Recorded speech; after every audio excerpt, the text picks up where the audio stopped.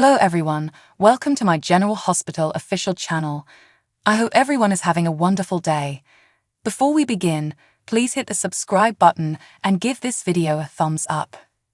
Dante dropped into the Quartermain stables to see how Cody was doing. Dante told Cody about his meeting with Sasha and how she was packed and ready to go. Cody stated that he thought Sasha had made the wrong choice, but Dante understood her need to start over in a new area with no bad memories. Dante reassured his friend that Sasha appeared to be well, but he was wondering how Cody was doing. Cody replied curtly that he was okay, but he needed to go back to work. Dante, much to Cody's astonishment, offered to assist. Cody tossed an apple to Dante for Trigger, and the two guys proceeded to the stall. Cody stroked Trigger's coat, while Dante offered the horse an apple. Cody felt Dante was concerned about Cody because Cody had made a mistake. Dante mentioned that he was worried about a friend, Cody, because Cody had gone through a lot and Sasha had left town. Cody told Dante that it was Sasha's decision, but Dante was certain Cody had feelings for her. Cody admitted that he was correct. Dante, pleased with Cody's candor, proposed that Cody tell Mac the truth about the paternity test, because Cody had already told Dante, Sam, and Sasha the truth. Dante was positive that Cody wanted Mac to know that he was Cody's father deep down inside. Cody disputed it, explaining that Mac didn't need Cody for a son because he already had a close-knit family. Dante contended that Mac clearly trusted Cody because Mac disregarded the rules to assist Cody in taking down Montague. Dante also believed that Mac would be pleased of Cody for rescuing Sasha, and that he would be proud to have Cody as a son. Cody was moved, but he maintained that he was an outcast. Dante put Cody to the test by inviting him to a Sunday game with Dante, Sam, and the kids. Cody immediately accepted, admitting that he was fortunate to have a friend like Dante.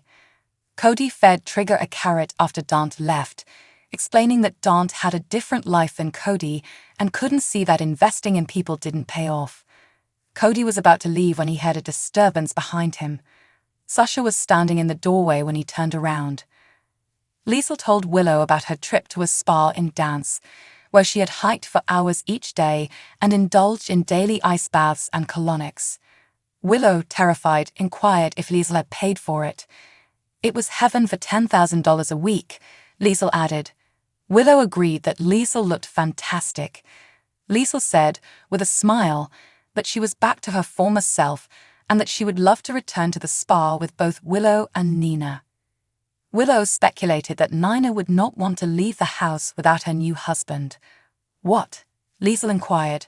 Willow instantly understood that Liesl hadn't heard the news, so she explained that Nina and Sonny's elopement had been a last-minute choice. Liesl's pain subsided, but she continued to ask questions. Willow was compelled to reveal that the newlyweds had been escorted by a small wedding party. Willow was confident Nina would have invited Liesl if she hadn't been at the spa, but Liesl was skeptical. Liesl, to Willow's surprise, decided to move on because she had learned in Dance not to spend time lamenting the past, but rather to stay in the present and be thankful and curious about what was going on in the here and now. Willow agreed that it was a good philosophy, so Liesl changed the subject and asked how Willow was doing. Willow convinced Liesl that things couldn't get any better because Willow and Michael had gotten closer, and things with Nina had improved. Willow expressed her optimism that she and Nina may form a relationship. Liesl felt everything was okay until Willow reminded her that Drew was still in prison. Drew's incarceration was an injustice, according to Liesl, because he had saved both Liesl and Willow's lives. However, Liesl knew that something else was bothering Willow, so Willow spoke up about Harmony's terrible nightmares. Classic Freudian, Liesl commented. Willow's mind, according to Liesl, was trying to advise her to keep vigilant and protect herself from her darkest dread. That the uncertainty and struggle you've been through will return, she added.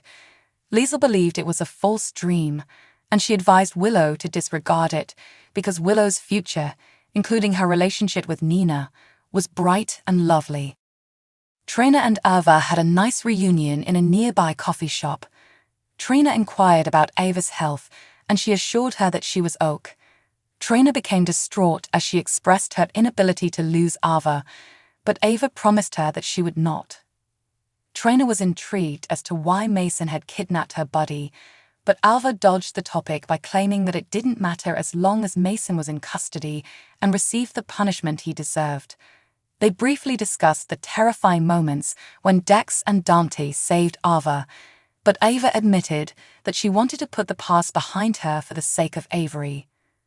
Trina was astonished by Ava's strength, but Ava was more interested in Trina's trip to New York City with Spencer. Trina's face brightened up as she told Ava about going to museums and seeing art. "You changed my life forever, Ava," Trina said, crediting Ava for teaching her to appreciate art.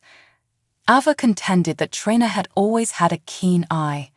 As they began to discuss their love of art, Ava admitted that Trina was a remarkable young woman. Trina said that she loved her mother and both of her fathers, but she considered Ava to be her second mom. Touched, Ava expressed gratitude to Portia for allowing Trina to work with Ava, saying that not everyone would have. Trina informed Ava that Portia understood how important Ava was to Trina. When Ava mentioned losing Kiki, she began to cry. Ava revealed that Trina was one of the only people in her life who actually cared about her and didn't have an agenda. After the sweet moment had passed, the topic returned to Trina's romantic retreat. Trina displayed the pendant that Spencer had given her to Ava. When Trina mentioned that she and Spencer had returned to reality, Ava recognized she was speaking about Esm. Trina admitted that Spencer had a lot of work to do. Ava reassured Trina that if it was meant to be, everything will work out. Carly greeted Maxie and James at Kelly's and offered to take their order. Because James wanted a backwoods dinner, he ordered an ice cream sundae followed by a grilled cheese sandwich, and Maxie decided to follow suit, ordering a slice of chocolate pie followed by a chicken Caesar salad. Maxie inquired about James' Halloween costume when Carly delivered their dinner, beginning with dessert. James declared that he would wear a costume to school and another for trick-or-treating. James was warned by Maxie that he didn't need 2 costumes. Liesl approached before James could respond. "Of course he does because Halloween is the most important holiday of the year," she remarked. "Oma," said James as he leaped up and hugged his grandmother. Maxie grinned and informed Liesl how much she was missed. James offered Liesl the remaining half of his grilled cheese sandwich, but Maxie reminded him that he had agreed to complete the entire sandwich. James was displeased, but Liesl reminded him that he had to respect his mother's wishes. When Maxie saw Lucy in the courtyard, she hastily excused herself. Liesl sat down and told James that for Halloween, she could dress up as an alpine maiden or a NASCAR racer. James opted for the latter. Martin and Lucy exchanged hugs and kisses in Kelly's courtyard. Lucy inquired when they sat down why he had requested to meet at Kelly's rather than Metro Court, because she might have used a glass of wine afterwards. Martin explained that he had intended for a more personal setting, but he was interested as to where she had gone earlier. Lucy expressed regret for leaving Martin standing. She revealed that she went to the Quartermain estate to sign the paperwork granting Tracy 51% ownership of Deception because she wanted to force it down Tracy's throat, but Tracy wasn't there. Martin believed that it had been a blessing, but Lucy said that Tracy had not only blackmailed her out of management of Deception, but had also attempted to destroy Lucy's creative vision. Tracy informed Martin of her intention to reintroduce Sasha as the face of Deception. Martin was taken aback that Lucy had complained. Lucy told him that she admired Sasha, but Lucy stated that a new face of Deception would be more beneficial for everyone, especially since Sasha had decided to leave town. Martin said that Lucy owed it to Sasha to inform her about the possibility. Lucy bristled, insisting that she had found the ideal replacement for Sasha. Lucy assured him that Blaze was lovely and a brilliant singer, and that a performance on the Home and Heart channel would improve sales. Lucy said that her plan would save Deception and that Tracy would have no part in it. When Maxie stepped out, Lucy's smile vanished. Tracy is right, Maxie stated. Maxie admitted that if Sasha wasn't the face of deception, Blaze would be an excellent pick. Lucy claimed that Sasha had decided to relocate to Texas, but Maxie pointed out that Lucy had been directed to contact Sasha. Maxie reminded Lucy that Sasha had been instrumental in launching deception, and they owed Sasha another chance. Sonny told Brick about Dante and Dex rescue Ava from Mason at his office. Sonny confessed that Cyrus' release was one of the reasons he cut his honeymoon short when Brick raised it. Brick revealed that the judge who had allowed Cyrus' release was on the board of an organization dedicated to reducing recidivism. Sonny was positive Cyrus had donated to the organization in exchange for his freedom, but Sonny was determined to find out what Cyrus' next move was. Brick handed Sonny a document and indicated that, as Sonny had assumed, Cyrus was Mason and Austin's supervisor. Sonny said that he had spoken to Selena and reminded her who was in control, and Brick and Sonny discussed Cyrus' participation in Sonny's recent run-in with the cops. Sonny directed Brick to investigate Cyrus' finances thoroughly. Carly then entered the office to speak with Sonny. Brick and Carly hugged, and Sonny said that Carly had informed him that Cyrus had been released. Carly explained that she had came by because she had called Pentonville to schedule a visit with Drew, but had been told that Drew was not allowed to have any guests. Sonny decided to contact and find out what was going on. After Sonny left the workplace, Carly persuaded Brick to pay a visit to Kelly's. Brick stated that he would never become accustomed to addressing another woman as Mrs. Corinthos. Carly laughed and called him a shameless flatterer. She was interested in how many Mrs. Corinthoses he'd known. A few, Brick replied. Carly reiterated that she would always be first, but she told Brick that she wished Sonny and Nina happiness. Well, I wish Sonny happiness, acknowledged Carly. Brick mentioned how Carly and Jason had successfully stopped Cyrus while Sonny was away. You mean when his new wife let us all believe he was dead? She questioned. She quickly regretted what she'd said, but Brick assured her that he'd heard nothing. Carly asked Brick to care after Sonny, and they hugged again. Sonny reappeared moments later, revealing that Drew had been moved to solitary confinement for his own safety. Brick speculated that Pentonville either didn't know or didn't care who attacked Drew. Sonny promised Carly that Drew would be secure as long as he was kept in solitary confinement, but Carly countered that Drew wouldn't be safe until he was released from jail. Sonny reminded Carly that Alexis had been working on it, so Carly told Brick about the judge who sentenced Drew discovering Alexis' impropriety. Sonny pledged to assist Drew in getting out of jail and to figure out what to do about Cyrus. Nina was cheerful as she welcomed Michael at Crimson. When Michael mentioned seeing Sonny earlier, Nina told him that she would do everything she could to ensure that she and Sonny had a good life.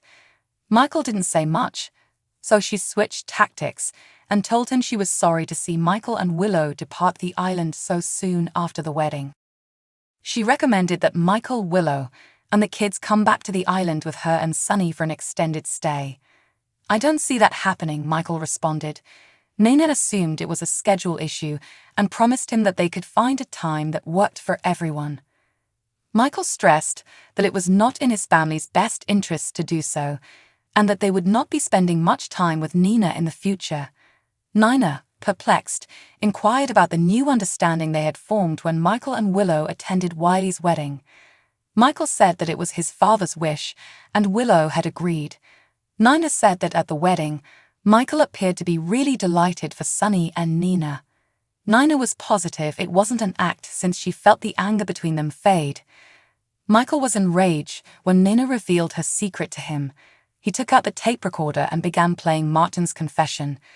Nina inquired, "Where'd you get that?" Michael advised her to be more concerned about what he planned to do with the recording. Nina, resigned, asked Michael what he wanted, given that he hadn't shared the recording with Sonny earlier. Michael told her that the idea was not out of the question, but she quickly reminded him that she had done nothing unlawful. Unlike your mother and Drew, Nina pointed out, she demanded to know what Michael's quiet had cost her. Michael yelled, "I want you to stay away from Willow forever." But that's only going to make her suspicious, he went on to say. Nina was told not to approach Willow or the children without Michael's permission. Nina was enraged, and she reminded him that they'd had a great time on the island, but Michael wouldn't let Nina off the hook. "Me get off that easy," she wondered. Nina yelled, "Your mother kept both of my daughters from me." Nina informed Michael that she didn't realize Nellie was her daughter until after she died. But did Carly know? Yes, she did, Nina pointed out. Nina said that she might have been able to assist Nell, but Michael claimed that no one could have. Nina, enraged, reminded him that Nell was Wiley's mother and daughter. "So keep an eye on it," she said. Nina accused Carly of putting her through pain again by waiting until Willow was literally dying before revealing that Willow was Nina's daughter. Nina admitted that people were a little angry, but she refused to accept Michael's requirements. "I'm not going to ask your permission to see my child," she said. She stated she turned Carly and Drew in because she wanted Carly to face punishment. Nina realized that her decision had been impetuous, but she would explain it to Willow. Michael glanced at Nina, puzzled, and asked if she knew what Drew meant to Willow. "I know he helped her," Nina replied. "He literally saved her life," Michael claimed. He pointed out that Nina had sent the guy who had saved her daughter to prison, where Drew was nearly killed. He was curious if Nina actually believed Willow would forgive her. Nina contended that she had never intended for Drew to be injured. "Bad things always do happen when it comes to you, Nina," Michael said her. He reminded her that Sonny had been working hard to keep Drew safe behind bars, and he would be furious if he discovered that his new wife had put Drew in jail and cost Carly everything. Nina felt convinced she'd explain everything to Sonny, but Michael reminded her that she had remained silent while Ned was wrongfully accused of tipping off the SEC. Nina became increasingly frantic, but Michael remained firm because he was determined to protect his family from Nina. He commanded her to keep away from Willow and the kids until she had his permission, and he ordered her to give Carly her half of Metro Court back. Carly couldn't afford it, Nina pointed out, but Michael advised her to make it happen. Nina claimed that it was excessive. "Take it or leave it," Michael stated flatly. Willow knocked on the door and entered the office before Nina could respond. "So what do you guys think about this update? Let me know in the comments below. And if you like my videos, please press like and subscribe for more. I'll see you guys next time.